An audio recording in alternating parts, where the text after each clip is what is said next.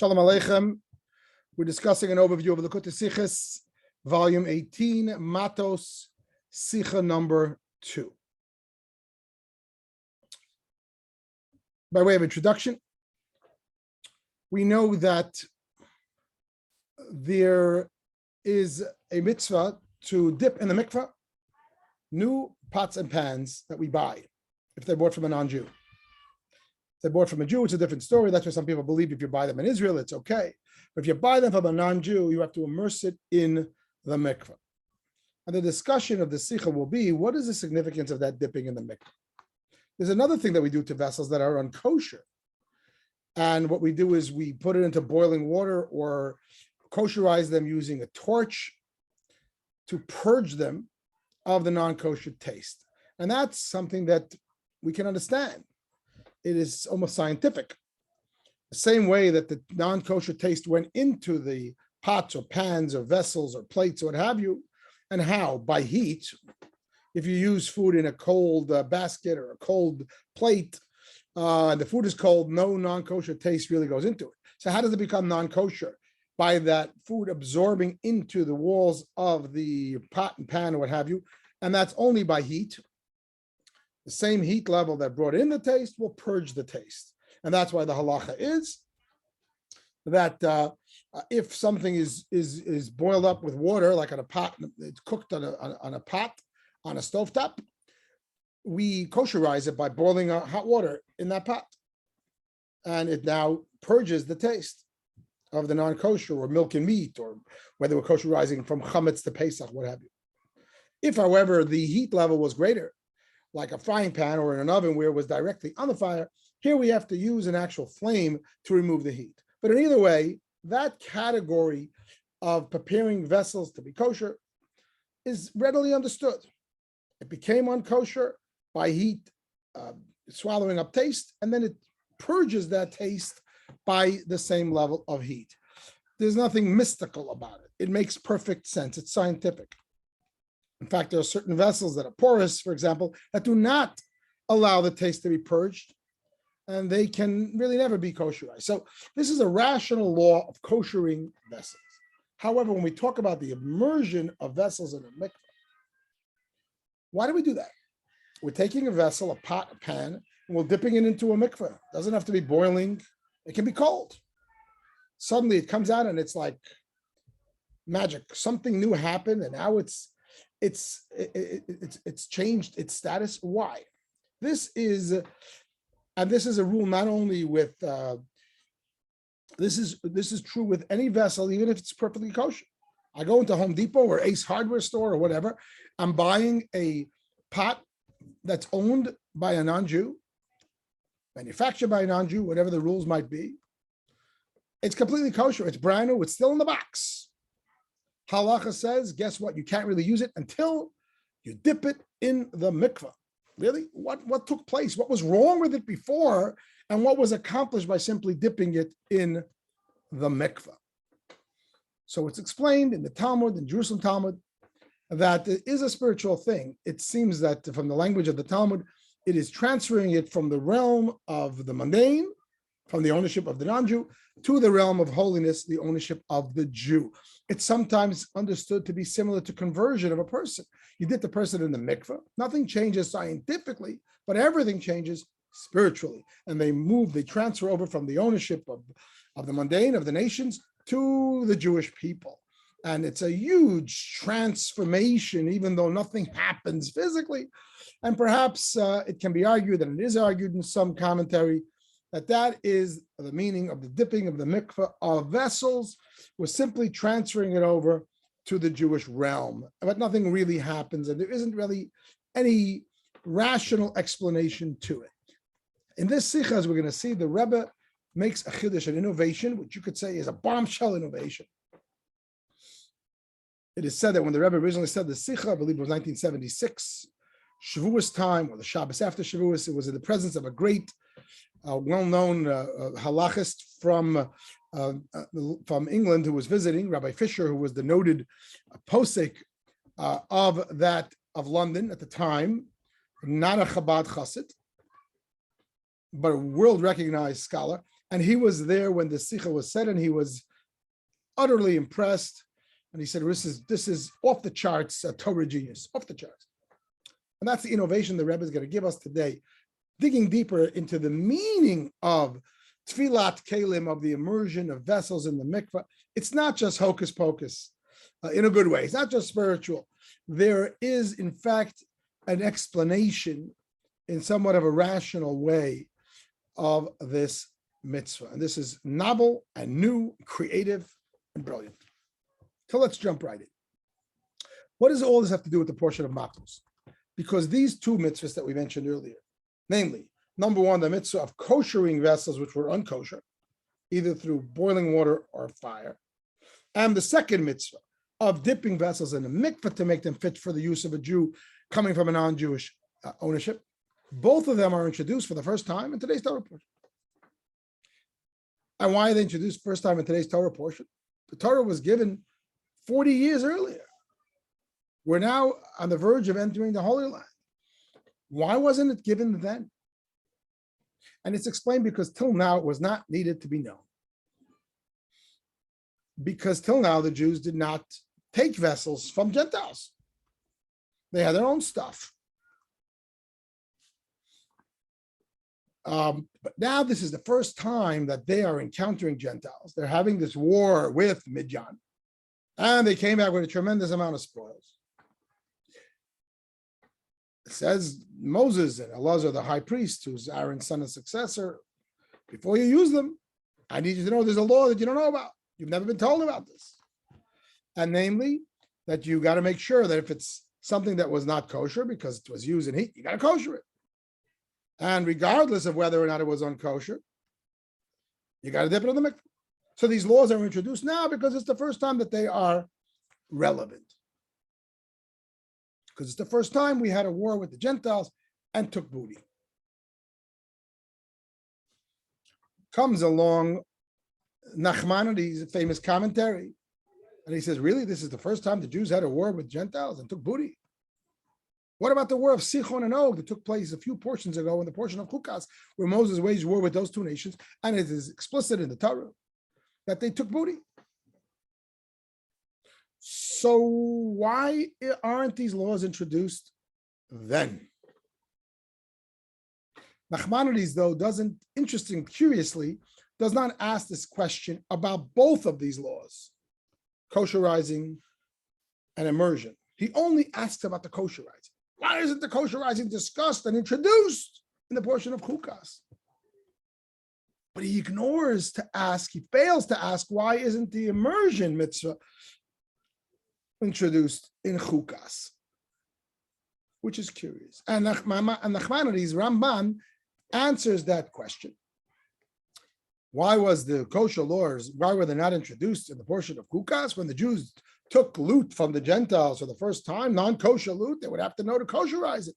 And Nachmanides answers, because in fact, they did not have to kosherize those vessels. Why not? They went to Sichon and Og, these Gentile nations, and took these pots and pans, which they use for pork and every non-kosher thing. They don't have to kosherize it. And the answer is they don't. There's a special law. And when the Jews were in the process of the conquest of the land of the seven nations, even after they went into the land of Israel, and for the first 7 years of that conquest, they did not have to worry about kosher laws. And why? Because all of these nations, they're part of the inheritance of the Jewish people, and it's a tremendous mitzvah to conquer this inheritance, and therefore, these laws were suspended. There's various discussions exactly what that means and why, but it's generally understood they are doing a tremendous mitzvah of conquest of the land, and therefore this is part of the Jewish inheritance. Go ahead and do it. Don't worry about it. Perhaps you might say it's similar to the fact that during war, you don't worry about what the mitzvah of washing hands. Here, a much more serious mitzvah, the whole mitzvah of kosher, was suspended because you're busy in the conquest of the Jewish homeland. And therefore, even after we went to Israel for an entire 7-year period, all the treif, they could eat pork that they found in the non-Jewish camps and cities, and certainly their pots and pans. There was no worry about kosherizing. Those laws were suspended until the end of that 7-year period. Similarly, says Nachmanides, Ramban, the nations of Sichon and Og, which were conquered Transjordan, they too are part of the Jewish inheritance. Proof is 2.5 tribes took that as their promised land. And therefore, there were no kosher laws. So therefore, when the portion of Chukas discusses the war and the booty, it does not have to go ahead and introduce and say, hey, by the way, before you start using the pots and pans, make sure you kosherize them with the boiling water or with the fire, because in fact, they didn't have to. Those laws were suspended. Whereas in our case, in the Midian war, it's not one of the nations a part of the future homeland. This was a separate war for revenge for what they did to us. And therefore, the kosher laws were not suspended in this case. And that's why it's introduced here. That is Nachmanides' interpretation and explanation of why the introduction of the laws of kosher are here and not prior. Until now, we didn't know about these laws. We didn't have to know about these laws. Even after the war of Sichon and Og, kosher laws were suspended. However, why does Nachmanides not address the second column, the column of immersion? I understand why kosher laws were not introduced in the portion of Chukat, because they were suspended. But what about immersion laws? Why were they not introduced earlier in the portion of Chukas by those wars? They took all this booty, and they're taking these vessels from the ownership of the Gentiles to the Jew. There's got to be a conversion, a transfer of ownership from the unholy to the holy. They would have to do the immersion. Why doesn't Nachmanides address it? Plus, his answer wouldn't apply to the column of immersion, because immersion is not about kosher versus non-kosher. It's about conversion from non-holy to holy. So if the kosher laws were suspended, that has no impact on whether or not the immersion laws are suspended. Immersion laws are a separate law. So the question is asked by the Rabbi, and really it's asked by many, many commentaries who are curious. Nachmanides, this is a giant commentary. When he asked this very important question, how come these laws were not introduced till now? Why were not introduced by an important section, just a couple of Torah portions earlier, when there was a war with tremendous amount of booty? He only focuses on the column of the kosherizing law and ignores the column of the immersion law. It's like, why? This is a big question that's asked on Nachmanides. And the Rebbe in this Sicha takes the liberty of providing an answer to that big question, which many great commentators ask and don't give an answer to. They can't find an answer to this question. But the Rebbe asks, before answering this question, asks two more questions, which are related, as we're going to see, because one answer will answer all of them. Question number two is going to be,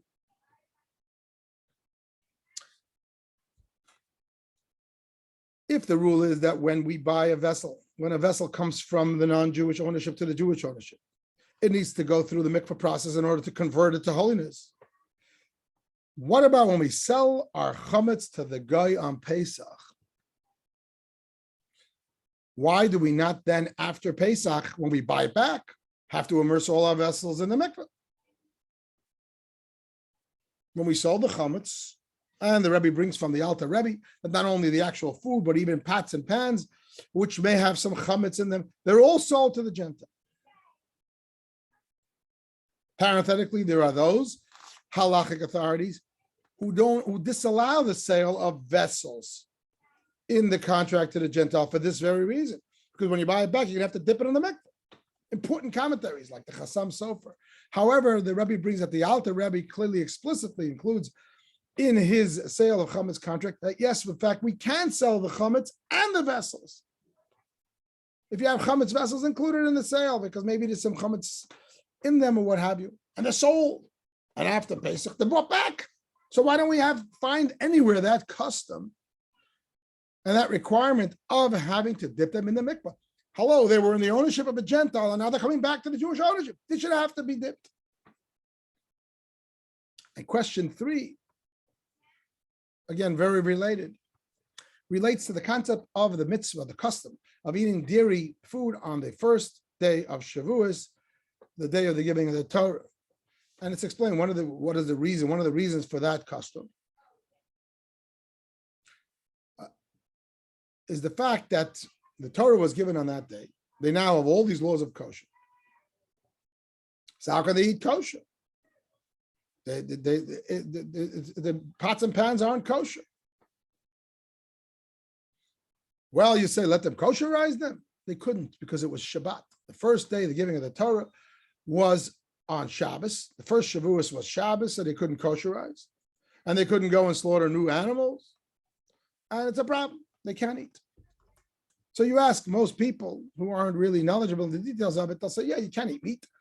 On the Shavuos, you got to eat dairy. And why not? Because the first Shavuos was Shabbos, and the pots and pans were treifed. And how could you kosherize them on Shabbos? But the Rebbe says that's not really the reason why we eat dairy on Shavuos.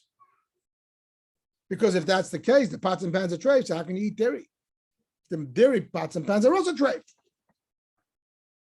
And it's Shabbos, you can't kosherize it. And nowhere is there a custom that you have to only eat raw dairy.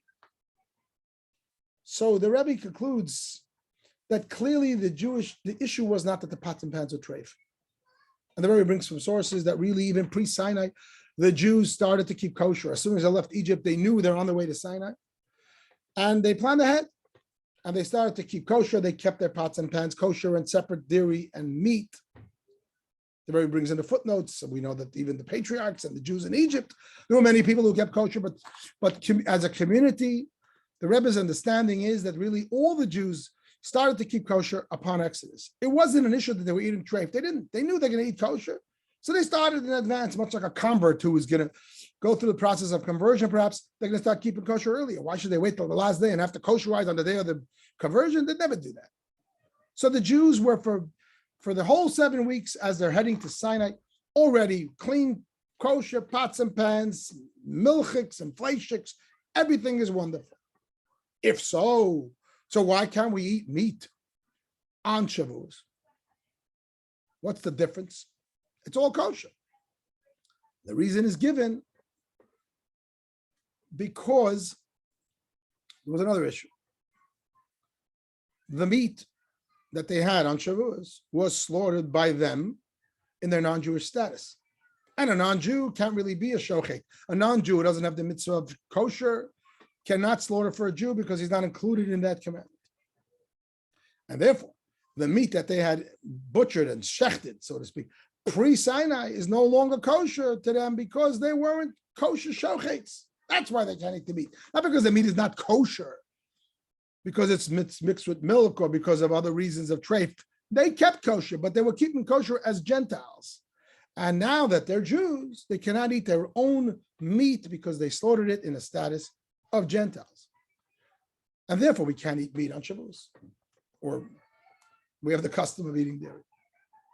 We also eat meat as a second meal, but the point being that's why we eat dairy, because they couldn't eat meat on Shavuos. And why not? Because the meat that they had was no longer kosher for them because they had slaughtered it in the status of non-Jew. And they cannot go ahead and slaughter new animals that day because it's Shabbos and you can't slaughter on Shabbos. So they couldn't eat meat. They couldn't make new meat because it's Shabbos. They couldn't eat the old meat because it was slaughtered by them as goyim. So they had to eat dairy. They ate the blintzes and whatever kosher stuff, lasagna that they cooked pre-Shabbos. You can't cook on Shabbos, obviously, but stuff that they cooked pre-Shabbos, and they ate it on Shabbos on Shavuos, hence the custom of eating dairy on Shavuos. Says the Rebbe, okay, so that's the approach the Rebbe is taking. We're eating dairy on Shavuos not because that's the only kosher that they had, but because the pots were really kosher anyway. The issue is that this was the only available food that they had, and there was no meat available. Says the Rebbe, but I still have a problem. They're eating out of plates. They're eating with spoons and forks. Remember, this is before plastics and styrofoam cups. All of these vessels have to be immersed in a mikveh. They just changed status from Gentile to Jew. So how could they eat all this stuff? And we don't find anywhere that they went rushing to the mikveh to dip their pots and pans. So now we still have the same problem. The same way you can't eat meat because you don't have kosher meat because it was butchered by you as your status as a non-Jew. You can't eat dairy in your pots and pans and your bowls and plates and cups and bowls and spoons and forks because all of these need to be dipped in the mikveh because you just changed status from Gentile to Jew the day of the giving of the Torah. And we don't find such a concept. We find that the Jews themselves had to be immersed or water was sprinkled on them. They had to go through the equivalent of mikveh. But we don't find anywhere that their vessels all have to be dipped in the mikveh. Why not? How did they eat the dairy that day for Shavuos? The vessels went from Gentile ownership to Jewish ownership, namely themselves in their old status versus their new status. These become the Rebbe's 3 questions. Just so we have it all clarity, I'm putting it in front of us on top of the screen. The Rebbe's questions. Question 1, I'm just recapping. Why is the mitzvah to immerse vessels not mentioned prior during the Sichon and Og wars? Again, Nachmanides asks why the mitzvah of kosherizing is not mentioned there. And he gives an answer because kosher laws don't apply there. They were suspended. But what about the mitzvah, not of kosherizing, but of immersing vessels? How come that is not mentioned there? Nachmanides doesn't even bother asking that question. And it's not included in the answer, seemingly, because the answer is because kosher laws were suspended. Immersion is unrelated to kosher laws. Immersion is like conversion laws. I don't know. It's a spiritual thing. It's not kosherizing. It's not a scientific thing. So why isn't that addressed by Nachmanides, as asked by many commentators? Question 2, why don't we immerse vessels after selling them to the non-Jew on Passover? Question 3, why didn't the Jews have to immerse vessels on the day of the giving of the Torah when they themselves transferred from non-Jews to Jews? And the Rebbe introduces a concept, a depth, a huge chiddush innovation that blows the mind of great scholars and halachic authorities into the meaning of the mitzvah of tfilas kelim, of immersion of vessels. And the Rebbe bases it on the language of a Rashi, which is also quoted by Nachmanides, which is why the Rebbe is going to say Nachmanides did not have to address this, because it's clear from the words of the Rashi. When Rashi introduces the language of immersion, Rashi discusses both of these mitzvahs, kosherizing and the immersion. In the immersion, he uses the word to kosherize them from prohibition. And this is very curious. You're talking about immersion. Since when does the immersion of vessels have to do with kosherizing from prohibition? The understanding is, based on the Talmud, Jerusalem Talmud, that the whole concept of immersion of vessels is like, because of transfer of ownership, some spiritual holiness, what have you. Not that there's any issue of prohibition. You can't use the word kosherizing from prohibition, and yet Rashi does.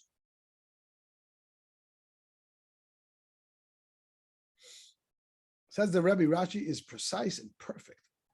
Rashi is hinting to this innovation that the Rebbe is introducing, that even the immersion laws also have a concept of kosherizing to them. That when a vessel is owned by a non-Jew, even if it's brand new, it was never used, it can be deemed unkosher in a certain way.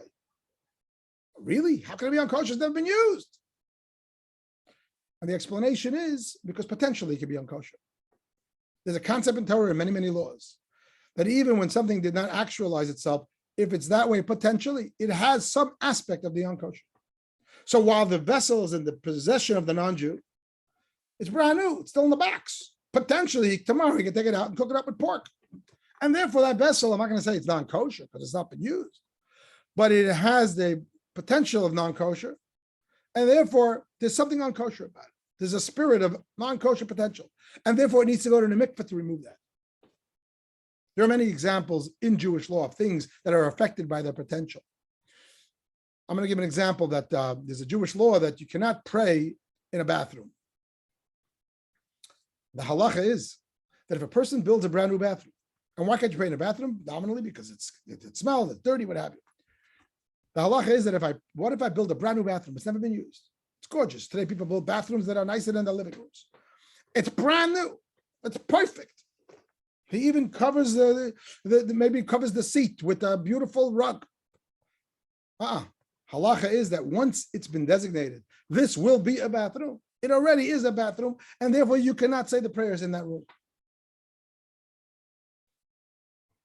And there are many, many other such laws in Torah where once something has the potential where eventually it's going to be X, it's already considered as X to some degree.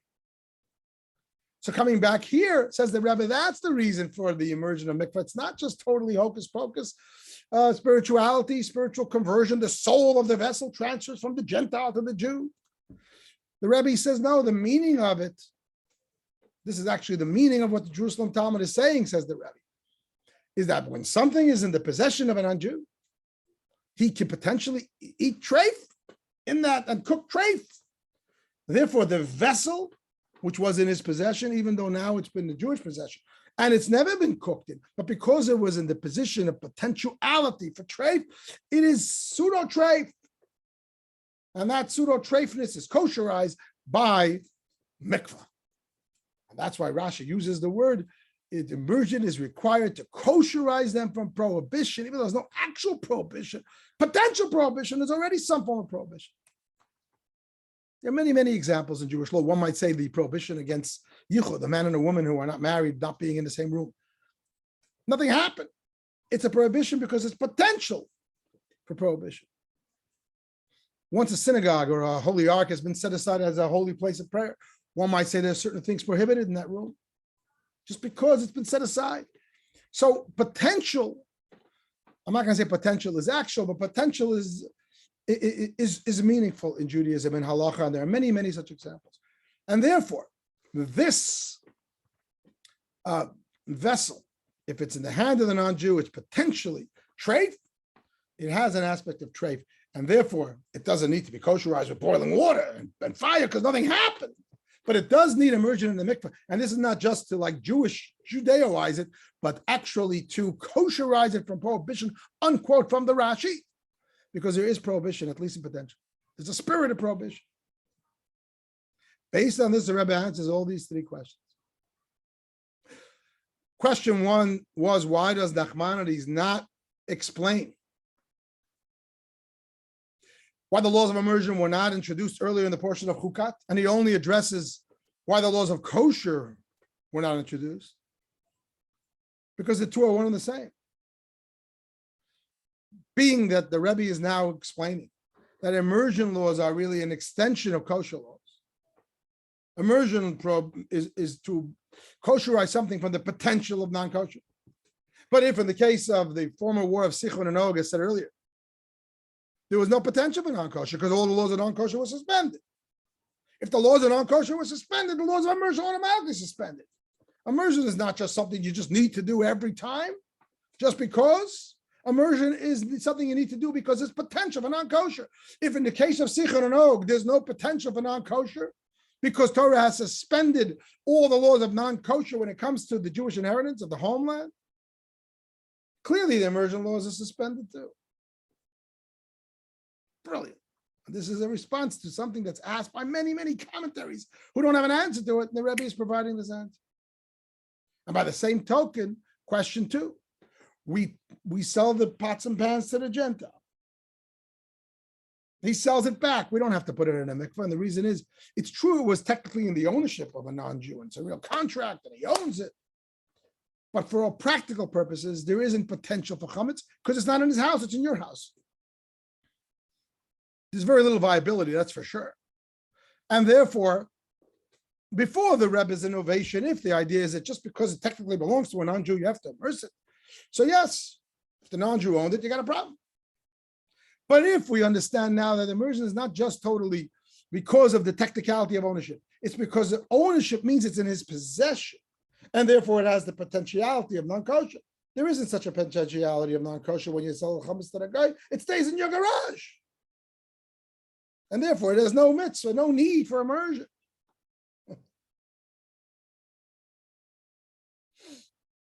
And finally, question three. Remember, we asked the question, why did the Jews not have to immerse their vessels the day after the giving of the Torah when they were Gentiles and now they're Jewish? And the Rebbe introduces by saying that really there wasn't an issue of kosher because they were kosher before. And they had milchiks and fleishiks before. They had their separate dishes all marked up before. Because otherwise they wouldn't be able to eat not only meat, they wouldn't be able to eat dairy either. So that everything's kosher. The only issue is that they transferred from non-Jew to Jewish status. And therefore the question was, should they have to immerse their vessels? And the Rebbe says, now that we understand that the immersion of vessels is only if the non-Jew had potential for treif. But the Jews, maybe they were non-Jewish at the time, pre-Sinai, but there was no potential for treif. Everybody was keeping kosher. And therefore there was no need for immersion.